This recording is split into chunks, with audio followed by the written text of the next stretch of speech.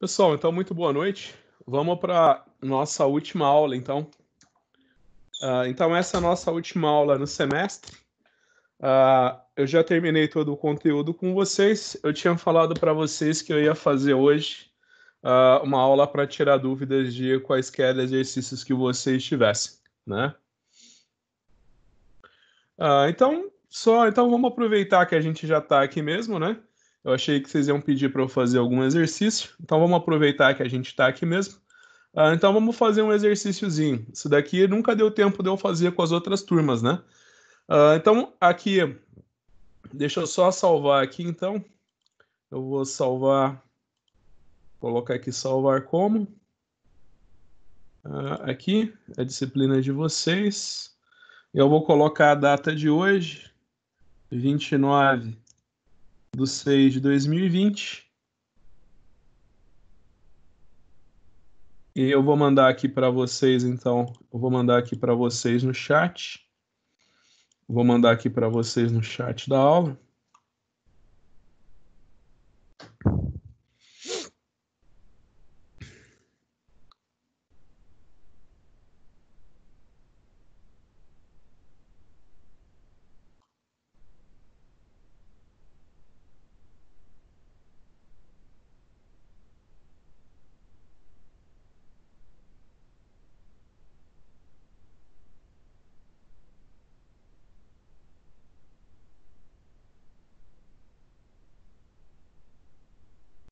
Então, mandei aqui. Verificação da resposta constante para um padrão interno. Quando desenvolvemos um método analítico usando um padrão interno, é importante verificar se o fator de resposta é constante em todo o intervalo de calibração. Os dados mostrados a seguir foram obtidos para uma análise cromatográfica de naftaleno, usando naftaleno deuterado como padrão interno. Os dois compostos saem da coluna em tempos praticamente iguais e são medidos por espectrometria de massas, o que permite distingui-los pela massa molecular, a partir da definição do fato da resposta na equação 5.11, podemos escrever, né? A área do sinal analítico, área do sinal do analito, área do sinal do padrão.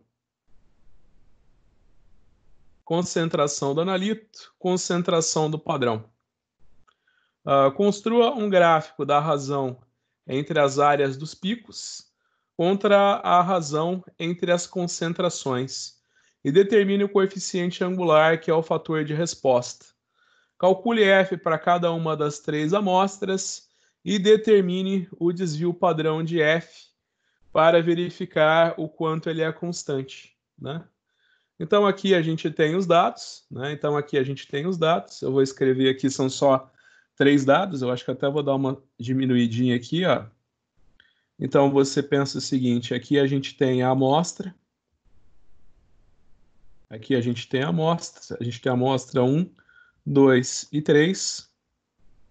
Aqui a gente tem o analito. Aqui é a concentração do analito. Então eu vou colocar que aqui é a eu venho representando a concentração do analito assim, né? Concentração do analito. E aqui é a concentração do padrão interno, né? Você imagina que em cromatografia gasosa são muito utilizados os padrões internos deuterados, né? Você imagina que é a mesma substância, só que você substituiu o hidrogênio por deutério. Aí você sabe que a massa atômica do deutério é 2, a massa atômica do hidrogênio é 1. Então você tem substâncias exatamente iguais, mas com massa molecular diferente, né? Aí você consegue distinguir uma da outra, pela massa na espectrometria de massas, né? Isso daí é muito usado. Eu já fiz isso para determinar hidrocarbonetos. Na atmosfera de São Paulo. Então aqui está a concentração, que vai ser 1, 5 e 10. E aqui é a concentração do analito, aqui é a concentração do padrão interno. Concentração do padrão interno é sempre constante, é sempre 10. A área do pico. Então, aqui a gente tem a área do analito, né? A gente tem aqui a área do analito, que vai ser 303, 3519, 3023. E aqui a gente vai ter a área do padrão interno. E aqui você vai ter a área do padrão interno, que vai ser 2992, 6141 e 2819, né? Então a gente pode fazer um gráficozinho bem simples aqui, ó. Eu posso fazer um gráfico da concentração do meu analito, eu posso fazer um gráfico da concentração do meu analito, vezes a resposta do meu analito, né? Então, obviamente, né? Então, eu vou fazer um gráfico da concentração do meu analito, vezes a resposta do meu analito. É claro que vai ser um gráfico de 3 pontos, né? Então, obviamente, não vai sair ruim esse gráfico, né? Então, eu vou estender aqui. Eu vou fazer o gráfico.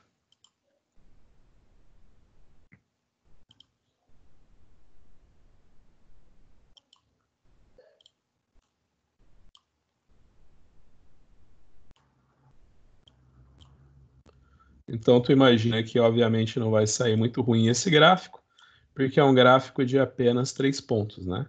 Aí você vê que, ó, meu gráfico ele já dá uma entortada aqui, você tá vendo? Então, apesar de ser um gráfico de 3 pontos, eu vou adicionar minha linha de tendência.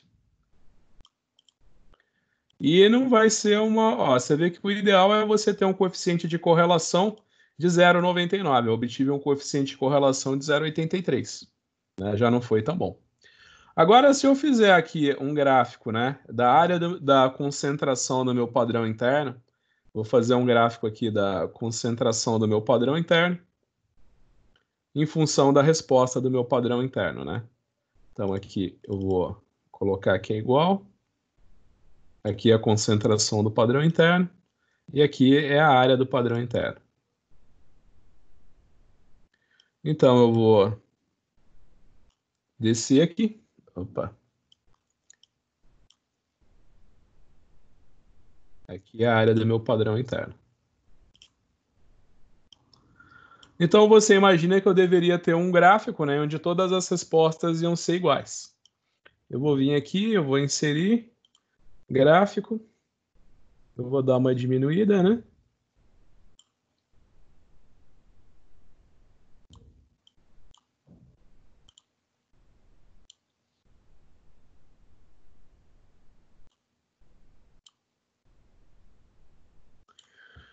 Eu deveria obter 3 pontos, um em cima do outro, né? Porque eu estou injetando sempre a mesma concentração. Se eu estou injetando amostras de mesma concentração, a resposta deveria ser a mesma. Então você vê que a resposta não foi a mesma, por quê? Por que que a resposta não foi a mesma? Por que que a minha resposta não foi a mesma? Hein? Por que que a resposta não foi a mesma? Por causa da variação no equipamento, né? Então você imagina que agora eu posso fazer um gráfico, né? Em que eu vou dividir. Então aqui eu vou colocar a concentração do meu padrão interno. Aqui eu vou colocar eu vou colocar aqui a concentração do meu analito, né? Aqui eu vou colocar a minha concentração do meu analito. E aqui eu vou colocar a resposta do meu analito dividido pela resposta do meu padrão interno, né? Então aqui eu vou colocar a razão. E aqui eu vou fazer a área do meu analito dividido pela área do meu padrão interno.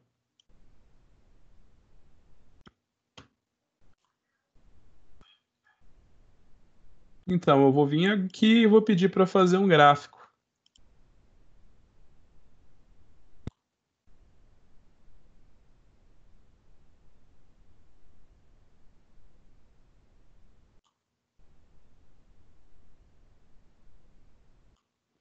Então, agora eu fiz, em vez de eu usar a simplesmente concentração vezes resposta, que é o método da calibração interna, eu estou usando o método da calibração interna.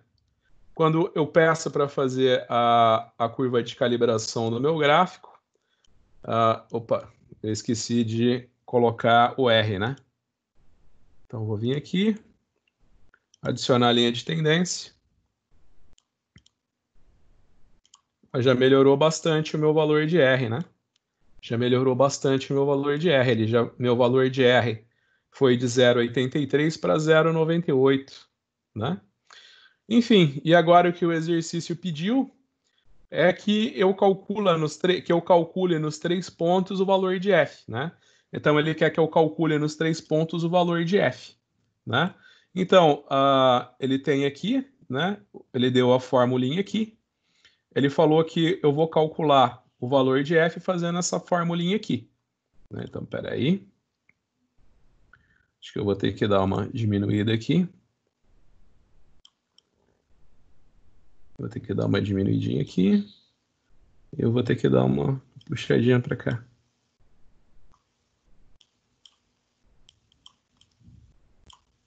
Vou dar uma puxadinha para cá. Então ele está falando que eu tenho a área do analito dividido pela área do padrão, que vai me dar o valor de F vezes a concentração do meu analito, né? A gente representa a concentração do analito desse jeito. Dividido pela concentração do meu padrão, né? Que eu represento desse jeito. Então, eu posso dizer que F é igual, eu posso dizer que F é igual à área do analito vezes a concentração do padrão interno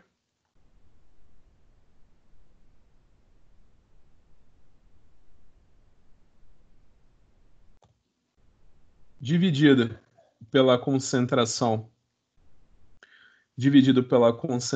do meu analito vezes a resposta do meu padrão interno, né? Então, é só usar essa formulinha aqui. Que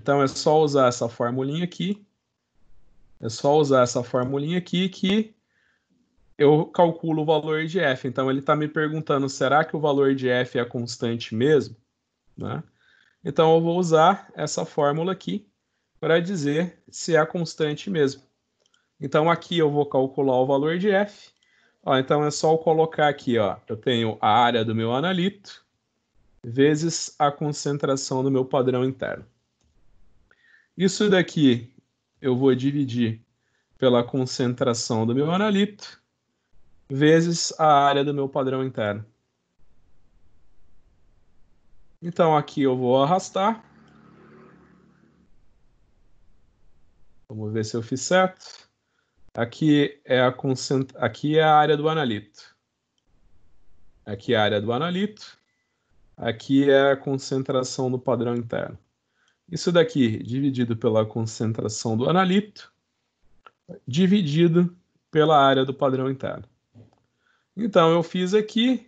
Parece que no terceiro ponto o fator de resposta deu uma variadinha, né? O fator de resposta ficou ali perto de 1, mas aqui para o terceiro ponto ele deu 0,82, né?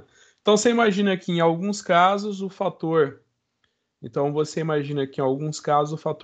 o fator de resposta ele vai mudar um pouquinho, né? Em alguns casos o fator de resposta vai mudar um pouquinho. Então ele pediu para calcular o desvio padrão no fator de resposta, né? Então é só você vir aqui e fazer assim, desvpad do valor do fator de resposta, tá aqui.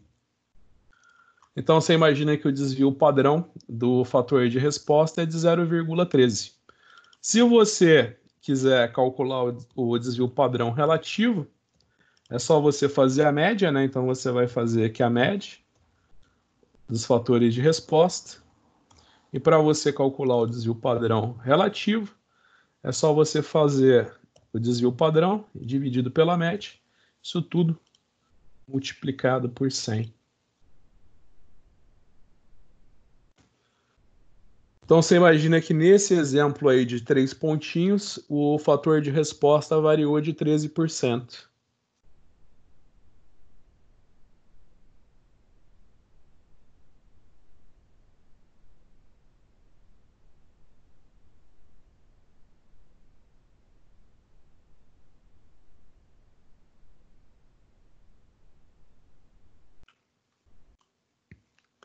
Bem, então era esse o exercício que eu queria fazer com vocês.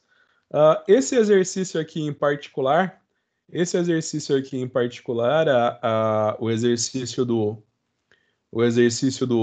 chumbo, né? Esse exercício aqui, eu acho que quando eu resolvi com vocês, eu cometi um errinho. Acho que quando eu resolvi esse exercício aqui, eu cometi um errinho, porque eu não dividi por 2, né? Então, ó, essa questão aqui eu vou fazer de novo com vocês. O chumbo tetretila, presente em 25 ml de uma amostra de gasolina de avião, foi agitado com 15 ml de iodo de concentração 0,02095 mol por litro. A reação é... Então você imagina que cada 1 mol de chumbo tetretila reage com 1 mol de iodo, né? Após a reação ter sido completada, o excesso de iodo foi titulado com 6,09 ml de tiosulfato de sódio, de concentração 0,03465 mol por litro. Calcule o peso em miligramas de chumbo tetretila em cada litro de gasolina. Então aqui eu vou colocar o enunciado para vocês. Eu vou colocar, eu vou vir aqui, vou dar Ctrl C, vou vir aqui e vou colocar o Ctrl V. Então aqui a gente tem enunciado, vou selecionar tudo, vou colocar uma letra menorzinha para ficar mais fácil da gente observar, né? Então tá aqui o enunciado do exercício.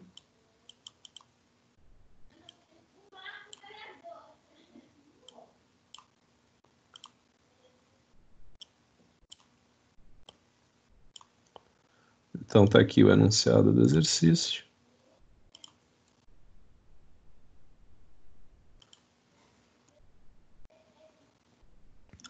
Então a gente pode falar, né? O chumbo tetretila, presente em 25 ml de uma amostra de gasolina de avião, foi agitado com 15 ml de iodo de concentração 0,095 mol por litro, né? Então você lembra que esse daqui é o volumetria de... Esse daqui é o tipo de exercício que você vai resolver por volumetria de retorno. Você vai colocar que o número de mols de iodo que reagiu é igual ao número de mols de iodo que você tinha inicialmente, menos o número de mols de iodo que não reagiu. Então você imagina o seguinte, que o número de mols de iodo que você tinha inicialmente é o quê? É a concentração do iodo vezes o volume do iodo. O número de mols de iodo que não reagiram é o que você titulou com tiosulfato de sódio, né? Então vai ser a concentração do tiosulfato de sódio vezes o volume do tiosulfato de sódio dividido por 2. Dividido por 2 por causa daquela reação. Você lembra que eu mostrei várias vezes para vocês que 1 mol de iodo reage com 2 mol de tiosulfato de sódio, né? Então é muito simples, a gente coloca aqui os valores, eu vou colocar aqui a concentração e o volume de iodo que foi gasto. O volume de iodo foi 15 ml e a concentração foi 0,02095.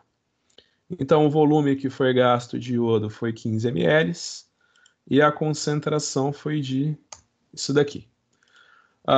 Quanto ao que foi titulado com tiosulfato de sódio, é só colocar aqui então a concentração do tiosulfato de sódio e o volume de tiosulfato de sódio que foi gasto para titular o iodo que não reagiu com o chumbo tetretila. Então ele está falando que foi 6,09 ml de tiosulfato de sódio. Então, aqui foi 6,09 ml. E a concentração do tiosulfato de sódio era essa daqui. Então, você imagina que você colocou 15 ml de iodo nessa concentração para reagir com o chumbo tetretila. Você colocou mais iodo do que você precisava para reagir com o chumbo tetretila. O excesso de iodo você titulou com tiosulfato, né? Então, lembra só que 1 mol de iodo reage com 2 mol de tiosulfato, né? Então, para eu determinar o número de mols de iodo que reagiu com a minha amostra, para eu determinar o número de mols de iodo que reagiu com a minha amostra,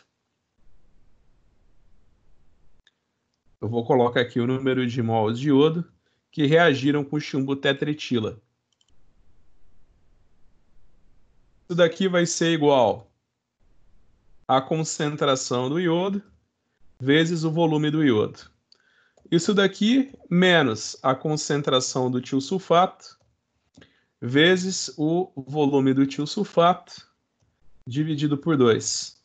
Dividido por 2 por quê? Porque cada 2 mol de tiosulfato reage com 1 mol de iodo. Então eu faço essa continha aqui e eu vou ter o número de mols de iodo que reagiu com a minha amostra, né? Então é só lembrar que aqui você, dentro dessa fórmula, né, você fez concentração vezes volume. Você usou a concentração, todas as concentrações estão em mol por litro. Nesse cálculo aqui, todas as concentrações estão em mol por litro. E todos os volumes que você usou em ml. Então você pensa que você multiplicou mol por litro por ml, cortou o litro com litro, sobrou o m e o mol. Então a tua resposta aqui vai ser em milimol. O volume da amostra, ele está falando no exercício que é de 25 ml. O volume da amostra, ele está falando no exercício que é 25 ml. Então, para eu determinar a concentração da amostra, para eu determinar a concentração de chumbo tetretila, na amostra é só eu fazer o número de mols dividido pelo volume. Então, eu vou dividir o número de mols pelo volume. Eu vou dividir milimol por ml. Então, vai cortar m com m e vai ficar mol por litro a minha resposta. Então, eu tenho aqui minha concentração em mol por litro. Para eu dizer a concentração dessa amostra, para eu dizer a concentração dessa amostra, eu tenho em gramas por litro. Ó, tenho mol por litro, eu quero passar para gramas por litro. Para eu passar de mol por litro para grama por litro, é só multiplicar pela massa fórmula. Então, eu vou multiplicar isso aqui pela massa fórmula. E eu tenho 2,7 gramas por litro. Então, tem 2,7 gramas de chumbo tetretila por litro de gasolina. Se eu quiser dar essa resposta em miligramas, né, por litro, é só multiplicar por 1.000. Aí eu vou falar que tem 2.700 miligramas por litro de gasolina. Eu estava olhando os arquivos em Excel que eu mandei para vocês das aulas anteriores. Eu estava vendo os arquivos em Excel que eu mandei das aulas anteriores. E eu vi que nesse exercício em particular, quando eu fui resolver, eu esqueci de dividir por 2 aqui. Tá vendo? Então, quando a gente fez esse cálculo aqui, eu tinha esquecido de dividir por 2. Aí, como aqui eu não dividi por 2, o resultado deu diferente. Né? O resultado deu diferente. Né? Mas a única coisa que eu montei certo, eu falei para vocês, não esqueçam que 1 mol de iodo reage com 2 mol de tiosulfato. Aí chegou na hora de fazer a conta, eu esqueci de dividir isso aqui por 2. Aí deu errado a resposta, tá? Mas o resto foi feito certinho, foi só aí que eu errei. Eu não esqueci de dividir por 2 aqui na conta. Depois vocês podem olhar os arquivos das aulas anteriores, vocês vão ver.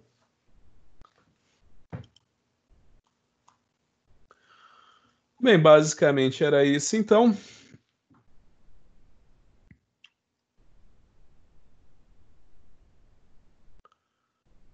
A gente tinha, eu acho que eu tinha ficado de resolver um exercício com vocês.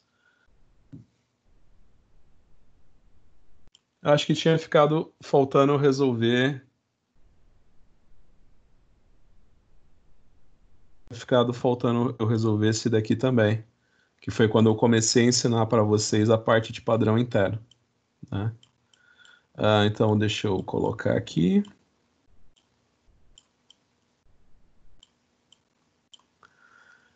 Então, aqui, padrão interno.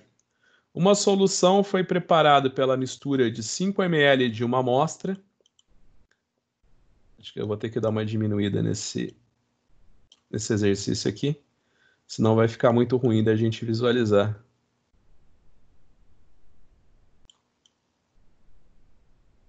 Acho que assim ficou melhor. Assim ficou melhor para a gente visualizar. Então, aqui, uma solução foi preparada pela mistura de 5 ml de uma amostra desconhecida do elemento X com 2 ml de uma solução contendo 4,13 mg de padrão interno por mililitro e diluída a 10 ml.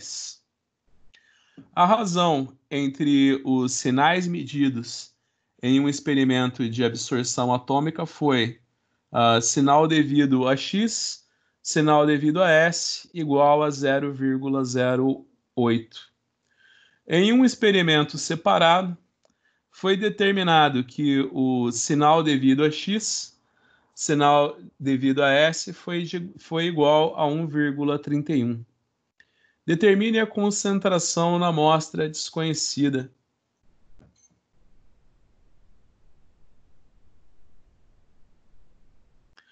Então, ele está falando aqui que uma solução foi preparada pela mistura de 5 ml de uma amostra desconhecida com 2 ml de uma solução contendo 4,3 miligramas de padrão por mililitro, diluída a 10 ml.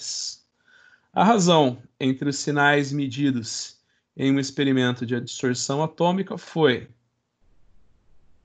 em um experimento separado, foi determinado que o sinal de X dividido pelo sinal do padrão interno era isso daqui. Determine a concentração de X na amostra desconhecida. Eu acho que esse exercício aqui ele acaba levando um pouquinho de confusão, né? Porque ele não fala qual que foi ele não fala qual que foram ele não fala quais foram as condições no segundo experimento, né? Ele não fala quais foram as condições no segundo experimento. Então acho que isso daqui é melhor eu nem vou resolver e também não vou dar na prova, que ele é um pouco confuso esse exercício. Eu lembro que eu tinha deixado ali para resolver, depois aí agora eu tô lembrando por quê. Porque ele é um pouco confuso. Pessoal, então já que ninguém fez nenhuma pergunta dessa aula, então eu só vou falar para vocês, ó, lembrem da titulação com permanganato. Deixa eu ver aqui os exercícios com permanganato. Então, ó, vocês lembrem da titulação com permanganato, tá? Lembrem que na titulação com permanganato, isso daqui é muito importante. Lembrem que na titulação com permanganato, o indicador é o próprio permanganato. Lembrem-se também que não existe retrotitulação com permanganato. E o mais importante, lembrem que todas as titulações com permanganato são diretas.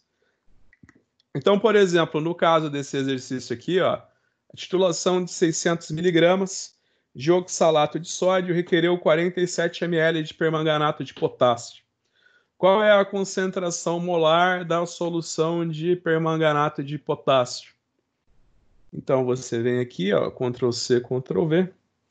A gente vai vir aqui no arquivo da aula de hoje. Vou colocar aqui colar special.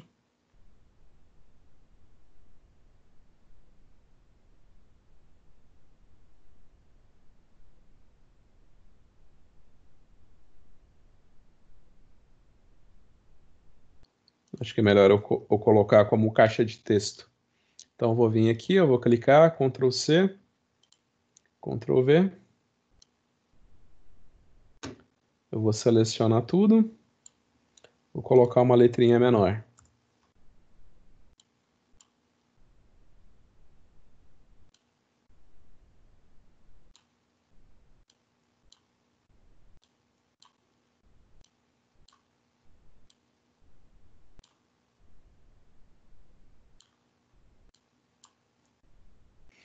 Então é só você lembrar da estequiometria da reação. Você vai vir aqui e vai escrever o número de mols de... Você vai vir aqui e vai colocar o número de mols de oxalato de sódio. Você vai colocar que o número de mols de oxalato de sódio é igual ao número de mols de permanganato de potássio. Aí você vai ver lá na reação, você olha aqui para a reação química balanceada dessa reação. Será que eu não salvei? Aqui, você vai vir para olhar para a reação química balanceada. Você vai ver que 2 permanganato reage com 5 oxalato, né? Então você vai colocar, então você vai olhar aqui para a equação química balanceada. 2 permanganato reage para 5 oxalato. Então você vai colocar o 5 do lado do permanganato e o 2 do lado do oxalato, né? Então você sabe que a concentração é igual ao número de mols dividido pelo volume. E você sabe que o número de mols é igual a massa dividido por massa molecular. Tá? Então, rearranjando aqui, você tem o seguinte. Você tem 2 dividido por 5 vezes a massa, né, do oxalato de sódio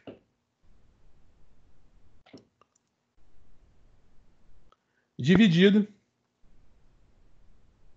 pelo volume do permanganato de potássio que foi utilizado na titulação,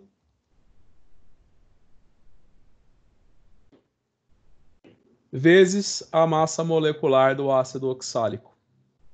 Isso daqui vai te dar a concentração do permanganato de potássio. Então, para você dizer a concentração do permanganato de potássio, é só você fazer 2 dividido por 5, dividido pela massa, que é 600 miligramas. Isso tudo aqui dividido pela massa molecular, que é 134, vezes o volume que foi gasto de permanganato, que foi 47 ml. E aí você tem a concentração no permanganato de potássio, tá? Então, os exercícios de titulação com permanganato vão cair nessa prova. Exercício de titulação com permanganato. Os exercícios de titulação com permanganato vão cair nessa prova. Você vai usar sempre a concentração do analita igual a concentração do permanganato. Aí é só você colocar os coeficientes de cada lado, né? Então, você lembra que a reação do permanganato com ferro 5 ferro reage com permanganato. Com o oxalato, você imagina que 2 permanganato reage com 5 oxalato. E com a água oxigenada é a mesma coisa. 5 água oxigenada reage com 2 permanganato. Tá? É super simples.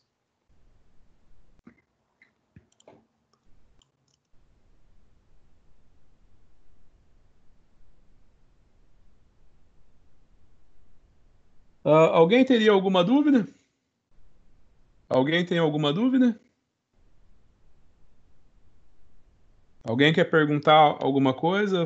Tem alguma questão?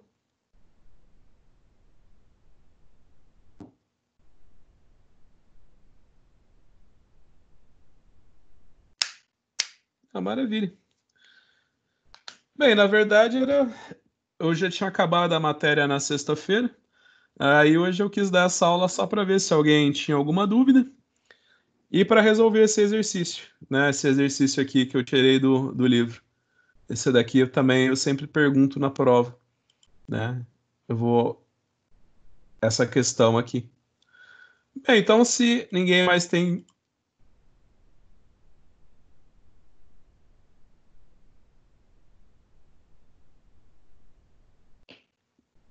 Muito bem, a gente pode começar a partir de 13/7 a repor as aulas práticas de vocês.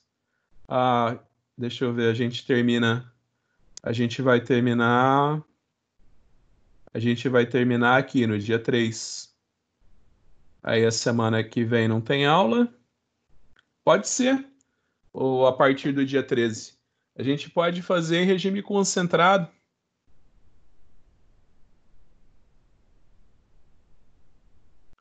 A gente pode fazer em regime concentrado essas aulas. A gente pode fazer essas aulas em regime concentrado, né? Tipo, vocês vão e ficam. Vocês podem. Eu vou ter que repor minhas aulas com a biomedicina também. Eu vou ter que repor minhas aulas com a biomedicina, mas é muito tranquilo. Acho que eles não vão querer ter aula também a semana toda. Mas pelo menos assim, vocês vão para a FURB para passar uma noite inteira comigo. Não, perfeito, perfeito. Então tá combinado. A partir do dia 13/7 a gente passa a noite toda lá no laboratório, né? Eu acho que também, do jeito que eu tinha proposto antes, eu pensei vai ficar chato, porque eles vão para a FURB só para ter 2 aulas de laboratório, né? Então, perfeito. A partir do dia 13/7, então a nossa P3 vai ser agora. A nossa P3 vai ser agora no dia 3. Opa. Então a P3 vai ser no dia 3/7. E a reposição das aulas práticas a partir do dia 13/7. Muito bem. Perfeito. Pessoal, então a nossa. Sim, a P3 vai ser no AVA 3. A P3 vai ser no AVA 3, né? Por enquanto não está tendo outra alternativa senão o AVA 3. Eu vou colocar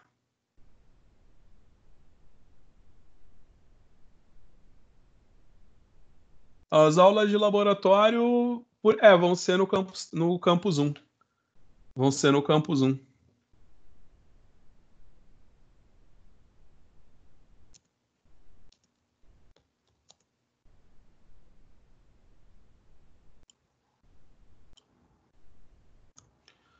Então é isso, pessoal.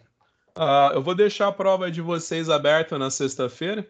Eu acho que vou deixar a prova de vocês aberta a partir das 18h30. Eu vou deixar aberta a partir das 18h30 a prova de vocês. Eu vou estar online. Qualquer dúvida, vocês me consultam, tá bom? Qualquer dúvida que vocês tiverem, vocês me consultam. Então é isso, pessoal. Falo que obrigado aí pela paciência e atenção de vocês com as minhas aulas durante todo esse tempo da pandemia. E espero aí que logo, logo estejamos juntos aí repondo as aulas práticas. Se acontecer de alguém não fechar a nota com a P3, na segunda-feira eu vou deixar uma N-1 disponível. Aí N-1 também é para aumentar a nota, né? Quem quiser fazer N-1 para aumentar a nota, eu substituo a nota mais baixa. Então, sexta-feira é a última prova, na segunda tem uma N-1 que vai substituir a tua nota mais baixa. Então é isso. Pessoal, muito obrigado pela presença de vocês. Uma ótima noite e até sexta na hora da nossa prova.